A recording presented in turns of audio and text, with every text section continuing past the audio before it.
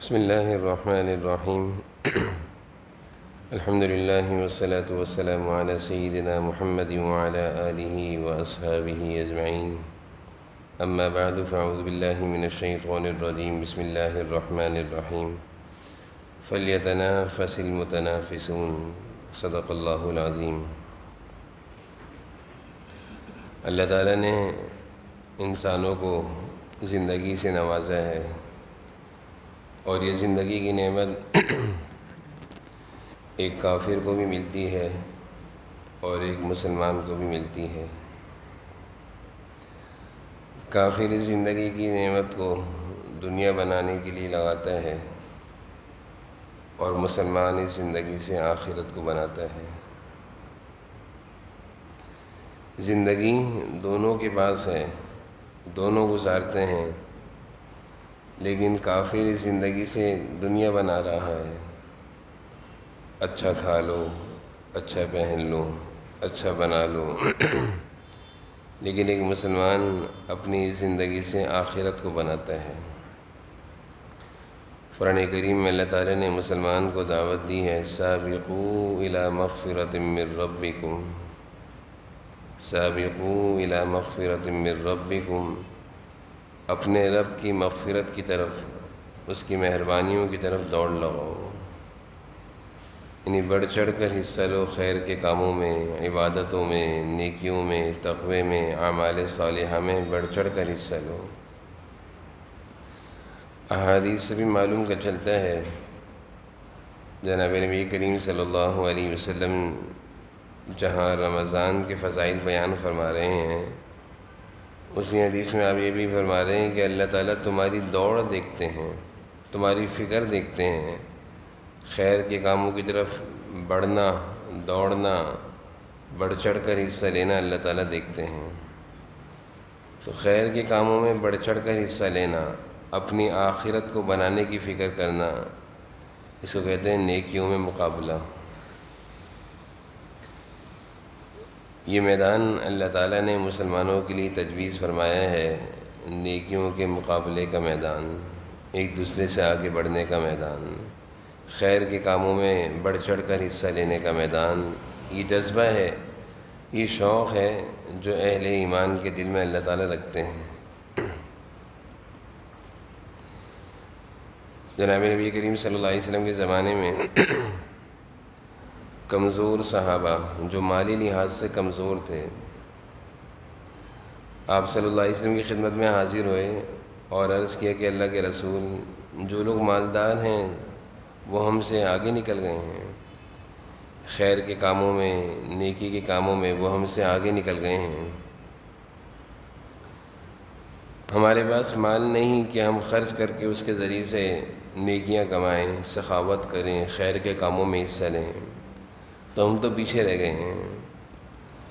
تو صحابہ میں یہ جذبہ تھا، یہ شوق تھا، یہ فکر تھی کہ ہم پیچھے رہ گئے نیکیوں میں۔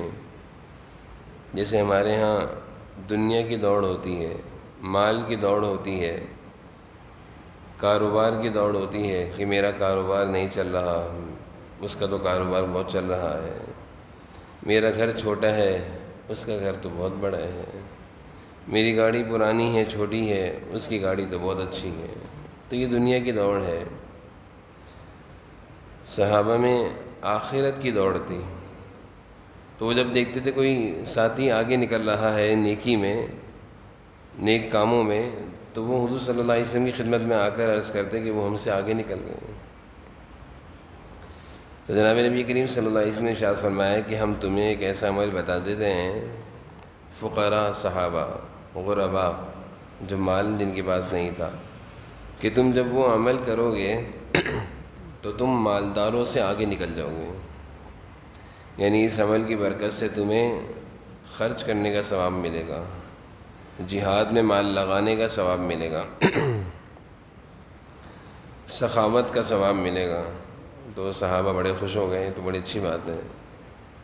حضور صلی اللہ علیہ وسلم نے ان کو تسبیح جو نمازوں کے بعد پڑھی جاتی ہے، سبحان اللہ 33 دفعہ، الحمدللہ 33 دفعہ، اللہ اکبر 34 دفعہ کی تسبیح بتائی کہ یہ تسبیح پڑھا کرو ہر نماز کے بعد، اس میں مال خرچ نہیں ہوگا، لیکن جو لوگ مال خرچ کر کے اللہ کا قرب حاصل کر رہے ہیں ان تک پہنچو گے ثواب میں۔ نمازوں کے بعد جو تسبیحات پڑھی جاتی ہیں، ان تسبیحات کے پڑھنے کو ہم معمولی سمجھتے ہیں، اور ان تسبیحات کو تو ہم جب پڑھیں جب ہمارے پاس وقت ہو۔ نمازوں کے لیے ہم مسجد آتے نہیں ہیں، اور جب آتے ہیں تو نمازوں کے بعد جلدی جانے کی اتنی جلدی ہوتی ہے کہ نمازوں کے بعد کی جو تسبیحات ہیں وہ رہ جاتی ہیں، جبکہ احادیث سے معلوم چلتا ہے نماز سے پہلے آ کر مسجد میں بیٹھنا اور نماز کے بعد مسجد میں کچھ دیر بیٹھنا یہ بہت فضیلت کا عمل ہے، بہت زیادہ اللہ کو پسند ہے، احادیث میں اس کے بڑے فضائل آئے ہیں۔ تو صحابہ نے یہ تسبیح آپ صلی اللہ علیہ وسلم سے سیکھ لی اور پڑھنا شروع کر دی ہر نماز کے بعد 33 مرتبہ سبحان اللہ۔ کچھ دنوں بعد مالدار صحابہ کو بھی معلوم چل گیا کہ بھئی ایک عمل حضور صلی اللہ علیہ وسلم نے بتایا ہے، انہوں نے بھی شروع کر دیا، وہ بھی پڑھنے لگ گئے۔ تو پھر یہ کمزور فقراء صحابہ حضور صلی اللہ علیہ وسلم کے بعد پھر آئے کہ وہ بھی کر رہے ہیں جو ہم کر رہے ہیں، تو حضور نے فرمایا تو بھئی اللہ کی مہربانی ہے، اللہ کی طرف سے انعام ہے، جو بھی اس میں لگے گا اللہ تعالیٰ اس کو نواز دیں گے۔ تو قرآن کریم سے اور احادیث سے معلوم چلتا ہے اللہ تعالیٰ ہماری دنیا میں آگے بڑھنے کو نہیں دیکھتے، دولت کی دوڑ کو نہیں دیکھتے، اللہ تعالیٰ مال کی دولت کو نہیں دیکھتے، جائیداد کی دولت کو نہیں دیکھتے، بلکہ اللہ تعالیٰ تو اپنے بندوں کی نیکیوں کی دولت دوڑوں کو دیکھتے ہیں کہ اس کے اندر نیک کاموں میں آگے بڑھنے کا کتنا جذبہ ہے، یہ خیر کے کاموں میں کتنا حصہ لیتا ہے۔ حضرت عبداللہ بن مبارک رحمہ اللہ امام بخاری رحمۃ اللہ علیہ کے استاذوں میں سے ہیں، محدث ہیں بہت بڑے۔ ان کے پڑوس میں ایک مزدور رہا کرتا تھا، لوہار تھا، لوہے کا کام کرتا تھا، سارا دن محنت مزدوری کرتا تھا اور رات کو بیچارہ تھک کر آ کے سو جاتا تھا۔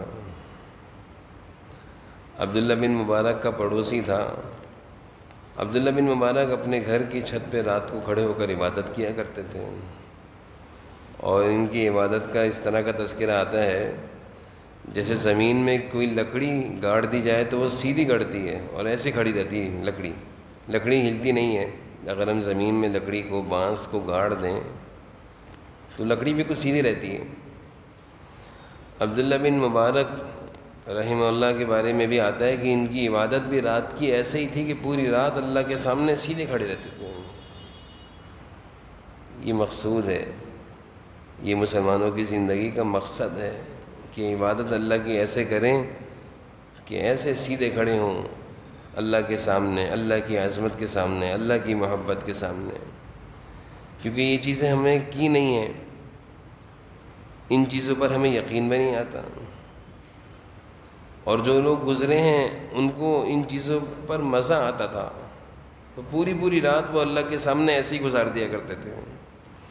تو عبداللہ بن مبارک کے پڑوسی جو کہ لوہار تھا، جب رات کو اپنے بستر پر لیٹتا تو اس زمانے کے گھر چھوٹے چھوٹے ہوں گے، تو چھت پہ اس کی نظر پڑتی کہ عبداللہ بن مبارک چھت پہ کھڑے میں سیدھا اور اللہ کی عبادت کر رہے ہیں، دن بھر حدیث کا درس دیا کرتے تھے اور رات کو اللہ کی عبادت کرتے تھے۔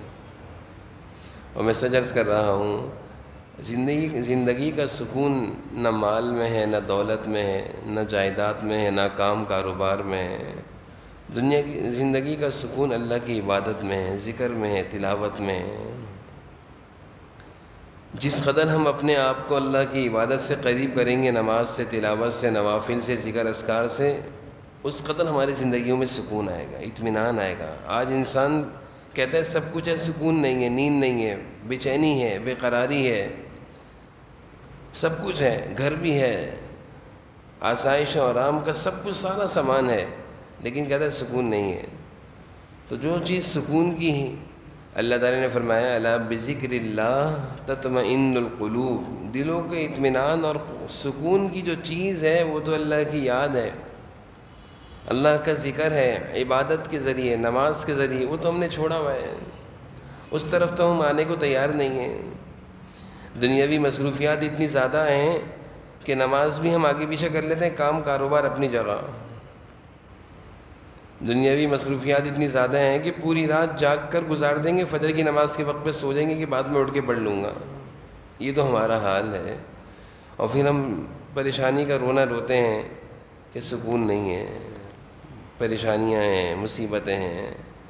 اس کی وجہ یہی ہے کہ جس چیز میں ہم سکون تلاش کر رہے ہیں وہاں سکون نہیں ہے۔ تو میں یہ عرض کر رہا تھا، اگر اللہ کی عبادت کی لذت اور مزہ کسی کو نصیب ہو جائے تو پھر اس کو کوئی اور چیز کی لذت اور مزہ بیکار معلوم ہوتا ہے، بالکل بیکار۔ جو مزہ یہاں ہے، جو قرآن میں ہے، جو نماز میں ہے، جو دعاؤں میں ہے، جو اللہ سے مانگنے میں ہے، وہ کہیں نہیں ہے۔ تو یہ جو ہستیاں تھیں جن کی میں مثال دے رہا ہوں، عبداللہ بن مبارک پوری رات اللہ کے سامنے کھڑے ہوئے ہیں، مزے سے قرآن پڑھ رہے ہیں، ان کے مزے ہی ختم نہیں ہو رہے ہیں، ان کی لذتیں نہیں جا رہی ہیں۔ اور یہ پڑوس میں بیچارہ مزدور لیٹ کر دیکھتا لوہار، اور حسرت کی نگاہوں سے دیکھتا، حسرت، ہائے کاش میں بھی عبداللہ بن مبارک کی طرح عبادت کرتا، ہائے کاش میرا بھی ایسا کچھ کام ہلکا پھلکا ہوتا، دن میں زیادہ مزدوری میں تھکتا نہیں، تو میں بھی عبداللہ بن مبارک کی طرح رات کو اللہ کی عبادت میں اپنے کو تھکاتا۔ یہ اس کی حسرت تھی۔ انسان کچھ کر نہ سکتا ہو، حسرت کرے، اس پر بھی بڑے اللہ کی طرف سے فیصلے ہو جاتے ہیں۔ انسان کچھ کر نہ سکتا ہو لیکن دل میں ایک چاہت رکھے کہ میں بھی ایسا کرتا، اگر ایسا ہوتا، تو اس پر بھی اللہ کی مہربانی ہو جاتی ہیں۔ جب اس لوہار کا انتقال ہوا تو کسی نے اس کو خواب میں دیکھا، اس سے پوچھا کیا معاملہ ہے؟ کہنے لگا کہ اللہ تعالیٰ نے مجھ پر فضل فرمایا اور وہ خواب میں دیکھ رہا ہے کہ یہ عبداللہ بن مبارک کے ساتھ مزے کر رہا ہے، عبداللہ بن مبارک محدث کے ساتھ یہ وہاں پہ مزے لوٹ رہا ہے۔ خواب میں دیکھنے والا جب خواب سے بیدار ہوا تو اس کے گھر گیا، اس کے گھر والوں سے کہا بھائی ہم نے تمہارے مرد کو خواب میں دیکھا ہے، اچھی حالت میں، بہت مزے میں، اور ایک محدث کے ساتھ گھوم رہے تھے عبداللہ بن مبارک۔ گھر والے سے کہا یہ تو لوہار تھا، دنیا کا پیشہ کیا کرتا تھا، اس کا کون سا ایسا عمل تھا کہ یہ عبداللہ بن مبارک کے برابر پہنچ گیا؟ تو گھر والوں نے، گھر کی خواتین نے بہت سوچنے کے بعد بتایا کہ تھے تو لوہار، لیکن زندگی میں دو خوبیاں تھیں ان کے اندر، زندگی میں دو خوبیاں تھیں۔ ایک خوبی تھی، یہ تھی ان کے اندر کہ لوہار کا کام کرتے تھے، لوہا بھٹی میں گرم کرتے تھے، جب بھٹی میں لوہا گرم ہوتا ہے تو پھر اس کو زور سے چوٹ مارنی ہوتی ہے الگ کرنے کے لیے، توڑنے کے لیے، لوہے کو کاٹنے کے لیے۔ تو کہا کہ بھٹی میں لوہا گرم کرتے کرتے جب لوہا گرم ہو جاتا اور یہ ہتھوڑا اٹھاتے اس پر چوٹ مارنے کے لیے، ہتھوڑا اٹھانے کے بعد کہیں سے آواز آتی اللہ اکبر، تو یہ ہتھوڑا آگے نہیں لاتے تھے، پیچھے پھینک دیتے تھے۔ یعنی لوہا بھی گرم ہے، ہتھوڑا بھی اٹھا لیا ہے، صرف ایک چوٹ تو مارنی ہے، کام ہو جائے گا، باقی کام نماز کے بعد کر لیں گے، نہیں، یہ لوہے کو پیچھے پھینک دیتے تھے۔ اب اللہ کا حکم آ گیا ہے، اب میرے لیے دنیا کا کام جائز نہیں ہے، اب اللہ کا حکم آ گیا ہے، اب میرے لیے دنیا کا کام جائز نہیں، اس طرح چھوڑ کر اللہ کے حکم کو، نماز کو پورا کرنے کے لیے مسجد دوڑ جایا کرتے تھے۔ اور دوسری خوبی ان کے اندر یہ تھی کہ رات کو جب یہ لیٹا کرتے تھے، ان کے پڑوس میں عبداللہ بن مبارک جیسے مشہور محدث امام بخاری رحمہ اللہ کے استاذ تھے، ان کی عبادت کا الگ ہی مقام تھا، الگ ہی حال تھا۔ یہ ان کو دیکھ کے حسرت بھری نگاہوں سے کہتے تھے کہ ہائے کاش میں بھی عبداللہ بن مبارک کی طرح عبادت کرتا۔ مجھے لگتا ہے کہ اسی پر اللہ تعالیٰ نے ان کو عبداللہ بن مبارک کے ساتھ کر دیا۔ اور دل میں حسرت، چاہت انسان کو آگے تک پہنچا دیتی ہے۔ تو میں یہ عرض کر رہا تھا، یہ رمضان کا مبارک مہینہ ہے، بہت رحمتوں اور برکتوں کا مہینہ اللہ نے ہمیں نصیب فرما دیا۔ ایک دفعہ اور کہنا چاہیے ایک چانس اللہ نے، ایک موقع زندگی میں ہمیں اور دے دیا۔ آئندہ کا رمضان کس نے دیکھا ہے، لیکن جو موجودہ رمضان مل گیا ہے، اللہ کی رحمتیں، اللہ کی مہربانیاں ہم پر برسنے کو تیار ہیں، صرف لوٹنے کی دیر ہے۔ اس نے اپنی زندگی کے اوقات کو قیمتی بناتے ہوئے اس رمضان کو ایسا کچھ گزاریں کہ ہماری زندگی میں انقلاب آ جائے، انقلاب آ جائے۔ رمضان اچھا تھا، پورا سال اچھا گزرے گا، رمضان اگر صحیح نہیں گزرا تو اس کی بے برکتیاں پورے سال پر پڑتی ہیں۔ اس کو عام مہینوں کی طرح نہ گزاریں، اس میں عبادتوں میں بھی خوب بڑھ چڑھ کر حصہ لیں، اپنے آپ کو تھکائیں تلاوت میں، نوافل میں، دعاؤں میں۔ قرآن رمضان ایک جوڑ ہے، قرآن رمضان ایک جوڑ ہے، خوب تلاوت کریں، خوب تلاوت کریں۔ قرآن رمضان دعا ایک جوڑ ہے، خوب دعائیں کریں، خوب دعائیں کریں۔ اپنی ساری مرادیں، اپنی حاجتیں اپنے اللہ کے سامنے رکھنا سیکھ لیں، رکھنا سیکھ لیں، بلکہ منوا لیں۔ جیسے ابا کا اگر موڈ اچھا ہو تو بیٹا موقع کی تلاش میں رہتا ہے کہ آج موڈ اچھا ہے، آج اپنی بات منواؤں گا۔ رمضان میں اللہ تعالیٰ تو رحیم و کریم ہے، ہمیشہ ہی رحیم و کریم ہے، لیکن اللہ کی مہربانی رمضان میں زیادہ ہے۔ اس نے اپنے معاملات اور مسائل حل کرانے کے دن ہیں یہ۔ اگر ہم نے قدر نہ کری تو گزر گیا پچھلا رمضان بھی، گزر جائے گا یہ رمضان بھی، گزر گئی شب برات بھی، گزر جائے گی 27ویں شب بھی۔ اگر ہم نے قدر نہیں کری، نا قدروں کا تو ایسے ہی حال ہوتا ہے، رمضان آیا چلا گیا۔ لیکن جو لوگ قدردان ہوتے ہیں وہ رمضان کو عام دنوں سے ہٹ کر گزارتے ہیں۔ اس لیے کوشش کریں کہ رمضان کے مہینے میں 2-4 عبادتوں کا تو بہت اہتمام کریں کہ ہماری 5 وقت کی نماز جماعت سے مسجد میں ہونی چاہیے، ایک نماز بھی ہماری مسجد سے نہ چھوٹے، مسجد میں پڑھیں۔ دوسرا کوشش یہ کریں کہ تراویح ہماری 20 رکعت لازمی پڑھیں، 20 رکعت تراویح لازمی پڑھیں۔ کتنی فضیلت ہے، خواتین اپنے گھروں میں پڑھیں، خواتین کو بھی سنائیں۔ حدیث شریف میں آتا ہے رمضان کی راتوں کی ہر سجدے پر 1500 نیکیاں ملتی ہیں، ہر سجدے پر جتنے سجدے کریں گے، 20 رکعت تراویح میں 40 سجدے، نمازوں کے سجدے، تہجد کے سجدے، سارے سجدے، 1500 نیکی ہر سجدے پر۔ ہر سجدے پر جنت میں ایک محل، جنت کا ایک محل ہر سجدے پر، ہر سجدے پر اللہ تعالیٰ کی طرف سے جنت میں ایک ایسا بڑا درخت کہ جس کے نیچے سوار 500 سال تک چل سکتا ہے، اتنا بڑا درخت ہر سجدے پر۔ اور حدیث میں آتا ہے کہ تراویح پڑھنے والے، راتوں کو عبادت کرنے والوں کی اللہ تعالیٰ مغفرت کر دیتے ہیں، معاف کر دو میرے بندے لگے میں۔ تو اتنی بڑی عبادت ہے تراویح، راتوں کا قیام، تہجد۔ تو کوشش کریں 5 وقت کی نماز، دوسرا کام تراویح، 20 رکعت تراویح، پورے رمضان تراویح کا ناغہ نہ کریں، نہ چھوڑیں تراویح، نہ چھوڑیں تراویح۔ لوگ کہتے ہیں 10 روزہ پڑھ لی اب دکان کھولنی ہے۔ میں نے کئی لوگوں سے پوچھا کہ آپ دکان کھول دیں گے پھر تراویح پڑھتے ہیں؟ کہ پھر کیسے پڑھیں گے تراویح، پھر کیسے پڑھیں گے تراویح؟ تو پورے سال تو یہ تراویح نہیں تھی، یہ تو صرف رمضان کی خصوصیت ہے، رمضان کی خصوصیت ہے تراویح، روزہ رمضان کی خصوصیت ہے۔ تو کوشش کریں تراویح نہ رہے، روزہ بڑے اہتمام سے رکھیں، اس میں کوئی گناہ کی بات نہ ہو۔ اور قرآن کریم کی تلاوت جتنی زیادہ ہو سکے کریں، چلتے پھرتے اپنے موبائلوں میں قرآن ڈاؤن لوڈ کر لیں، مسجد آئیں قرآن پڑھیں، دکان پہ بیٹھیں قرآن پڑھیں، کچھ نہ کچھ ہم پڑھتے رہیں اور ہمیں فکر لگی رہے رمضان ہے رمضان ہے۔ جوں دن بڑھ رہے ہوں، 10 روزہ، 11، 12، 18واں روزہ، ہماری فکر بڑھ رہی ہو کہ اتنے دن گزر گئے، اتنے رہ گئے۔ یہ نہ ہو کہ ہمارے اندر غفلت آ رہی ہو، غفلت نہیں بلکہ فکر بڑھ رہی ہو، اور اللہ کی عبادت کریں۔ اور پھر تلاوت ہو گئی، تلاوت کے ساتھ دعائیں، جتنی زیادہ دعائیں مانگ سکتے ہیں سحر اور افطار کے وقت خوب اللہ تعالیٰ سے مانگیں۔ اور ابھی سے سب ساتھ ارادہ کریں، آخری عشرہ رمضان کا سب سے قیمتی عشرہ ہے۔ پہلے عشرے پر بھی اللہ کی رحمتیں ہیں، دوسرے عشرے پر بھی اللہ کی طرف سے مغفرت ہیں، لیکن آخری عشرے میں تو اللہ تعالیٰ ساری رحمتیں برکتیں برساتے ہیں، خوب برساتے ہیں۔ تو آخری عشرہ بازاروں میں نہیں، مسجدوں میں گزارنے کا ہے۔ جناب نبی کریم صلی اللہ علیہ وسلم نے اپنی امت کو سکھایا، میں تو آخری عشرہ مسجد میں گزارتا ہوں۔ 10 سال آپ نے اعتکاف کیا، اپنی زندگی کے آخری 10 سال آپ نے اعتکاف کیا آخری عشرے کا۔ اس لیے کوشش یہ کریں سارے ساتھی اپنی اپنی مصروفیات کو آگے پیچھے کر ابھی سے اپنی ملازمتوں سے چھٹیاں لیں، آفس سے چھٹیاں لیں، اور آخری عشرے اپنی اپنی مسجدوں میں اعتکاف کریں۔ اللہ کے گھر میں آ کر 10 دن رہ جائیں۔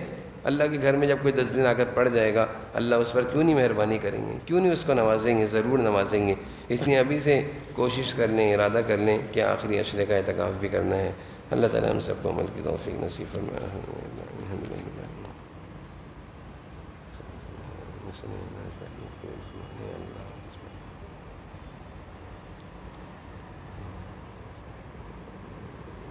صلی اللہ علیہ وسلم، نبی کریم وعلی آلہ وصحبہ برحمتہ۔